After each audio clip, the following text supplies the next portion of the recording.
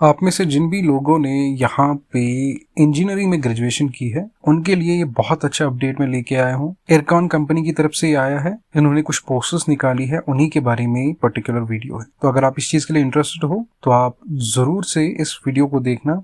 आपको एक अच्छा अपडेट देखने को मिला है, अच्छी जॉब और अच्छी सैलरी पैकेज इन्होंने यहाँ पे दिया है। हालांकि उन्होंने कहा है कि ये कॉन्ट्रेक्चुअल बेसिस पे रहेगा जो नए प्रोजेक्ट्स आएंगे, लेकिन आपको पता ही होगा कि जो भी एयरकॉन के नए प्रोजेक्ट्स होते हैं काफी साल तक चलते हैं। इन्होंने कॉन्ट्रैक्ट का 1 साल 2 साल मेंशन नहीं किया है, लेकिन जो भी प्रोजेक्ट आता है उसमें अगर आपकी ये जॉब लग जाती है तो कुछ साल तक आप वहाँ पे एलिजिबल रहोगे। काफी टाइम पे ऐसा भी होता है कि एयरकॉन वाले फिर आपको परमिट कर देते हैं और ट्रांसफर कर देते हैं जहां जहां नई प्रोजेक्ट शुरुआत होती है। लेकिन एज पर दिस नोटिफिकेशन ये कंट्रैक्चुअल बेसिस पे रहेगा, लेकिन कंट्रैक्ट कितने साल का रहेगा वो डिपेंड करेगा उस प्रोजेक्ट पे। तो पोस्ट के बारे में बात करते हैं। जो पोस्ट है वो है सीनियर वर्क्स इंजीनियर, जो कंट्रैक्चुअल बेसिस पे रहेगी और नोटिफिकेशन नंबर आप देख सकते हो, ये 8/2025 की नोटिफिकेशन है।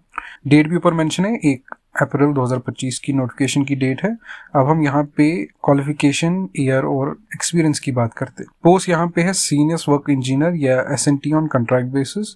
आपकी जो फुल कंसल्टेशन पे है वो है 40,000 per month. Total number of vacancies यहाँ पे 8 है, जिसमें जर्नल में 6 पोस्ट है, ओबीसी कैटेगरी के अंदर है 1 पोस्ट एंड ईडब्ल्यूएस के अंदर है 1 पोस्ट। एज पर क्वालिफिकेशन आपको 1 अप्रैल 2025 के हिसाब से काउंट होगा। इसका मतलब 1/4/2025 पे आपने डिग्री कंप्लीट की होनी चाहिए। एजुकेशन क्वालिफिकेशन क्या है? Full degree engineering. इसका मतलब इंजीनियरिंग में अगर आपने ग्रेजुएशन की है, फुल टाइम ग्रेजुएट आप होने चाहिए वहाँ पे, या अगर टेक्नोलॉजी में की है मतलब बीटेक वगैरह किया है तो वो भी चल जाएगा। और 60 मार्क्स से अबो आपकी परसेंटेज होनी चाहिए। और किस किस में स्पेशलाइजेशन होनी चाहिए आपकी? इलेक्ट्रॉनिक्स इंजीनियरिंग, इलेक्ट्रिकल और इलेक्ट्रॉनिक्स इंजीनियरिंग, इलेक्ट्रॉनिक या कम्युनिकेशन में, या इलेक्ट्रॉनिक एंड इंस्ट्रूमेंटेशन में आपकी स्पेशलाइजेशन होनी चाहिए। इसका मतलब पर्टिकुलरली इन स्ट्रीम्स में अगर आपने बीटेक किया है, इंजीनियरिंग की है, तो आप इस पोस्ट के लिए एलिजिबल हो।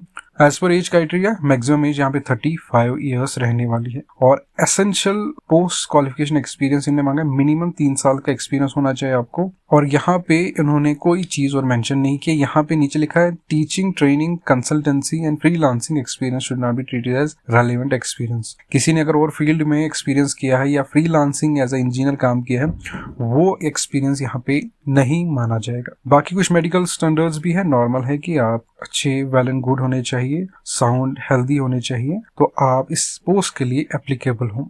As per the place of posting यहाँ पे इन्होंने मेंशन किया है कि कहाँ पे कल को जॉब लगेगी। बहुत सारे कैंडिडेट्स डिफरेंट डिफरेंट स्टेट से देख रहे होंगे, कुछ यहाँ पे जम्मू कश्मीर में देख रहे होंगे। तो मेन चीज यही है कि अगर आप दिल्ली से, जम्मू कश्मीर से, या साउथ इंडिया से, नॉर्थ इंडिया से, जहां से भी देख रहे हो, यहाँ पे प्लेस ऑफ पोस्टिंग आपको इंडिया में कहीं पे भी रहेगी। इसका मतलब अगर आपको जॉब लगती है जहां पे भी एयरकॉन के प्रोजेक्ट्स होंगे तो वहां पे आपकी पोस्टिंग हो सकती है। बाकी जो जनरल कंडीशंस है, यहाँ पे सिलेक्शन का क्राइटेरिया ने मेंशन किया है कि रिटन एग्जाम होगा या इंटरव्यू होगा शॉर्टलिस्ट कैंडिडेट्स का, कि आपको पहले जब फॉर्म वगैरह भरोगे आप, उसी बेस पे यहाँ पे शॉर्टलिस्ट होंगे तो उनका फिर रिटन एग्जाम या डायरेक्ट इंटरव्यू होगा। कोई अलाउंसेस फिक्स्ड पे के अलावा आपको नहीं दिया जाएगा। हालांकि मेडिकल कवरेज के बारे में इन्होंने थोड़ा बहुत मेंशन किया है। टीएडीए भी आपको दिया जाएगा इन केस अगर आपको आउट स्टेशन ड्यूटी दी जाती है वहाँ पे।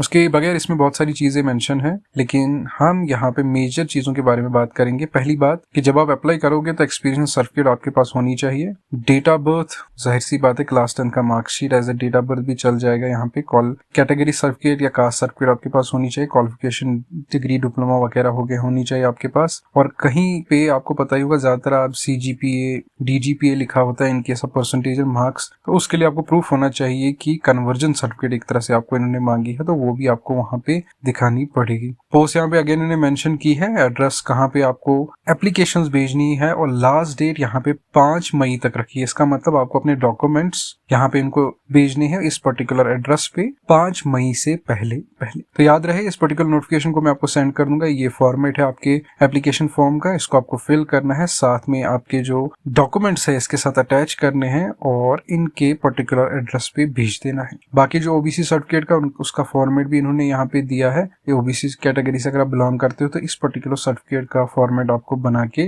लाना है। इनकेस आपको ऑलरेडी सर्टिफिकेट है तो उस सर्टिफिकेट को भी आप इनके एड्रेस पे भेज सकते हो। आपकी की फोटो कॉपीज, आप सेल्फ साइनेड डॉक्यूमेंट्स भी यहाँ पे भेज सकते हो। तो इनकेस अगर आपको पीडीएफ चाहिए, टेलीग्राम चैनल पे आपको मिल जाएगी, वहां से आप इसको थ्रू आउट रीड कर सकते हो। अगर आपको ये अपडेट यहाँ तक पसंद आ गया होगा तो वीडियो को जरूर से लाइक कर देना, चैनल को सब्सक्राइब कर देना। हम मिलते हैं अगली वीडियो में। Till then keep learning.